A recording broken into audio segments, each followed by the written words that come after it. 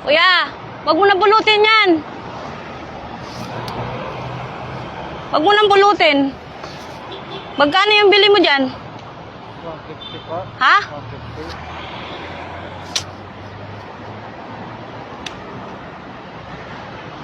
Wag mo nang pulutin yan. Dito ka na lang. Bigyan na lang kita. Doon ka na. Paano ba nalaglag yan? Ha? Paano nalaglag? May 50 ka ba dyan, boys? Wala akong ano, 100 lang pera ko eh. Wala pa akong barrier. Wawa naman. Ano nangyari, Leo? Nalaglag nga yung bigas niya eh. Ha? Nalaglag.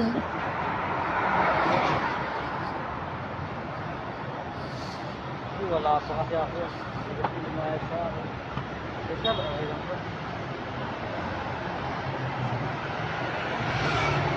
Wala kuya, wala pa kasi kami sahod eh. Bumili ka na lang ha, wag mo nang pulutin yan ha. Huwag na pulutin yan, baka madisgrasya ka pa dyan. Baka mabunggo ka kasi dyan eh. Ha? Yan lang kaya ko.